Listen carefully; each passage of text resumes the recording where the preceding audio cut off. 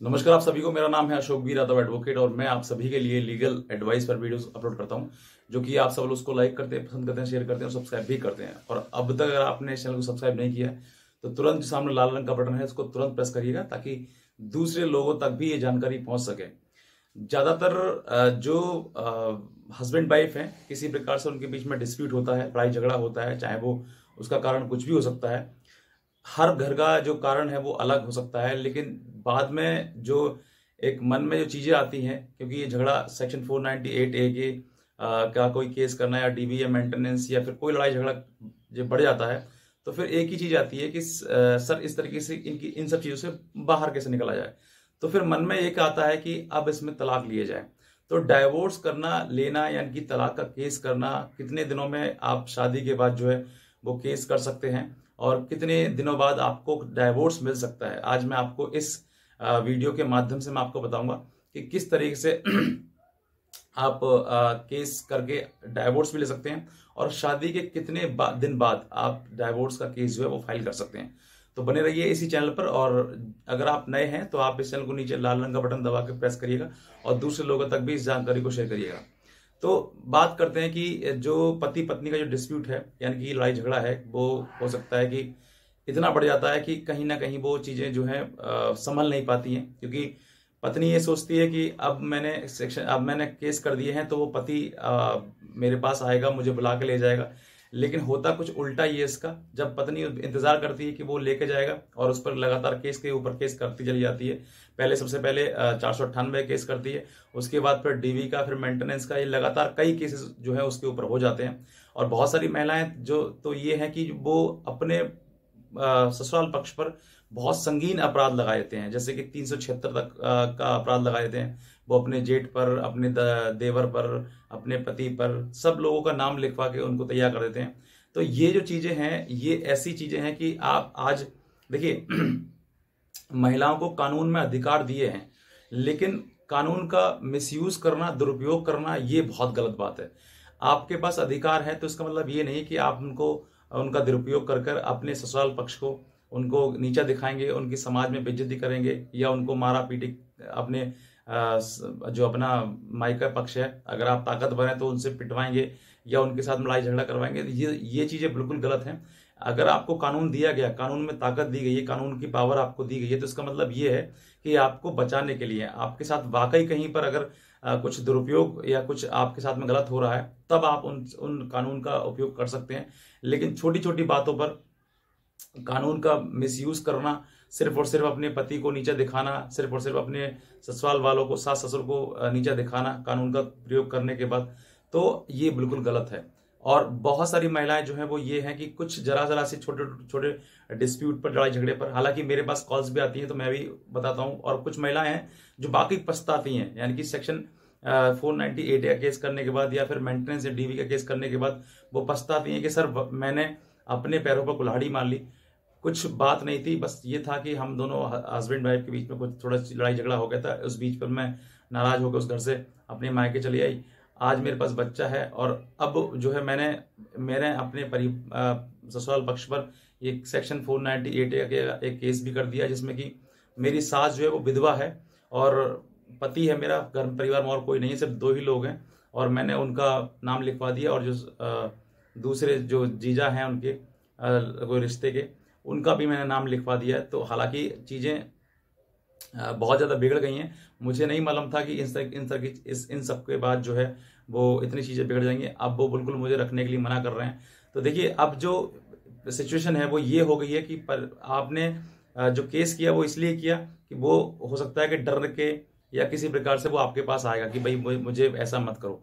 ऐसा आप गलत सोचते हैं। पति को झुकाना, पति को परेशान करना, आपका ये जो सोचने का नजरिया है वो आपको खुद आज नहीं, आने वाले टाइम में आपको पता लगेगा, क्योंकि जीवन एक दिन का नहीं है, बहुत लंबा समय है।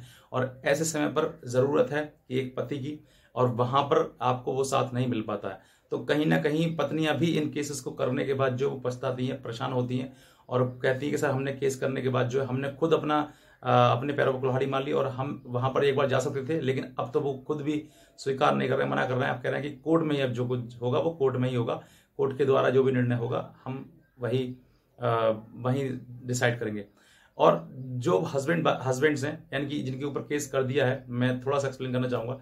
केस कर दिया तो आप देखिए, डरने की आवश्यकता नहीं है। आपने दहेज नहीं मांगा है, आपने मार पिटाई नहीं करी है, किसी प्रकार की आपने घर को नहीं निकाला है, और झूठा केस आपको मालूम है कि मेरे पास झूठा केस किया है, तो आप जल्दी से जल्दी इसको जितना हो सकता है उतना उसको डिसाइड कराइए और फास्टली करिए।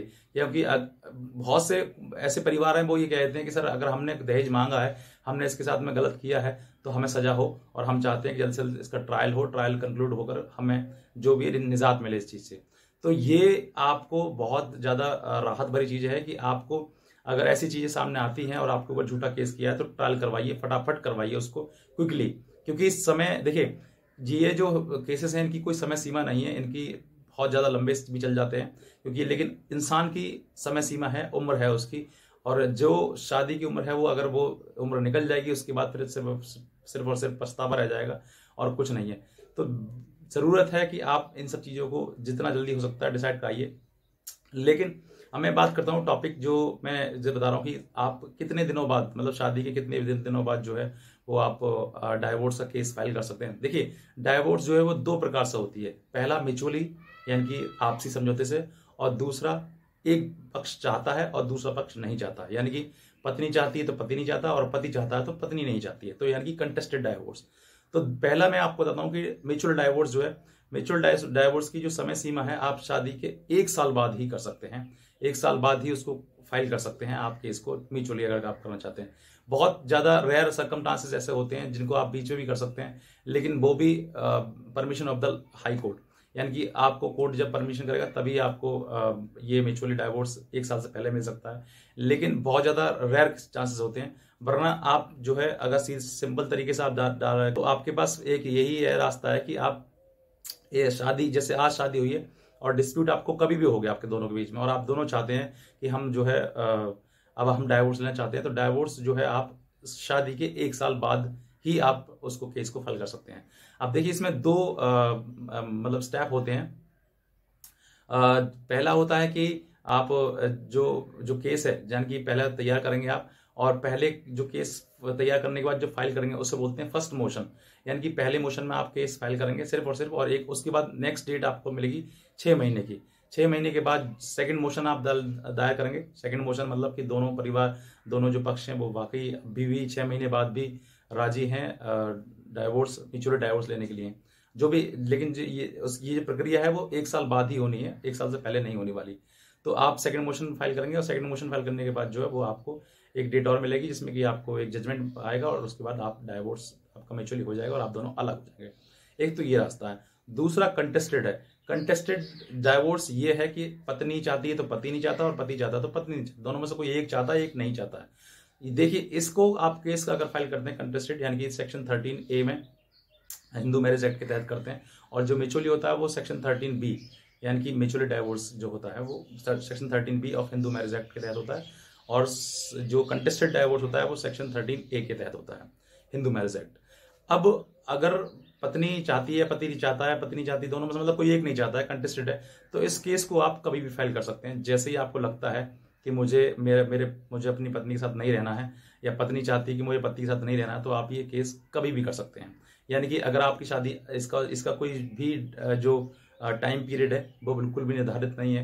यानी कि मतलब ये ऐसा नहीं है कि आप इसको 1 साल आपको वेट करना होगा, 1 साल बिल्कुल वेट नहीं करना आपको। जब आपको लगता है तभी आप कंटेस्टेड इसको डाइवोर्स को आप फाइल कर सकते हैं, जब भी आपकी चीजें नहीं बनती हैं और दोनों में आपको लड़ाई झगड़ा हो गया है और इतना बढ़ गया है कि आप दोनों के साथ एक दूसरे के साथ नहीं रह सकते हैं, तो आप कभी भी कंटेस्टेड डाइवोर्स डाल सकते हैं। अब इसमें समय कितना लगता है कंटेस्टेड में, क्योंकि जो म्यूचुअली डाइवोर्स है उसमें तो 6 महीने के अंतराल है। 6 महीने से थोड़ा बहुत समय लग जाता कि जाता है, लेकिन 6 महीने में आपका डाइवोर्स हो जाता है। 1 साल आपको वेट करा, और एक 6 महीने के, मतलब पहली डेट 6 महीने की, और 6 महीने के बाद आपको डाइवोर्स हो जाएगा। थोड़ा बहुत किसी प्रकार से कोई कोर्ट छुट्टी हो गई है किसी प्रकार, तब तो टाइम लगता है, लेकिन अदरवाइज नहीं लगता है। लेकिन कंटेस्टेड में कोई भी टाइम निर्धारित नहीं है, यानी कि 6 महीने, साल, 2 साल, 3 साल, 4 साल, 5 साल, कितना समय लग जाएगा, कोई भी समय इसका निर्धारित नहीं है। लेकिन अगर फिर भी आप उसको फास्ट तरीके से रन कराना चाहते हैं, कम छोटी छोटी शॉर्ट डेट लग जाए उसमें, तो आपके पास एक डायरेक्शन है कि आप हाई कोर्ट के द्वारा इसको एक्सपर्टाइज ऑर्डर लेने के बाद इसको आप तेजी से आप रन कर सकते हैं। यानी कि कम समय में आप इस डाइवोर्स केस को जो है वो आप मतलब कम समय में इसको डिसाइड कर सकते हैं। तो ये चीजें हैं कुछ जो बहुत सारे पति या फिर पत्नियों के मन में रहता है कि हम कितने दिनों बाद केस फाइल कर सकते हैं डाइवोर्स का, हम दोनों एक दूसरे के साथ नहीं रहना चाहते हैं। तो ये चीजें हैं। तो अगर आप इस चैनल पर नए हैं और आपने इस चैनल को सब्सक्राइब नहीं किया तो तुरंत लाल रंग का बटन दबाइए और दूसरे लोगों तक भी इस चीज को शेयर करिएगा। तो बस मैं कहना चाहूंगा, बाकी आज की वीडियो में आपसे भी बहुत बहुत धन्यवाद।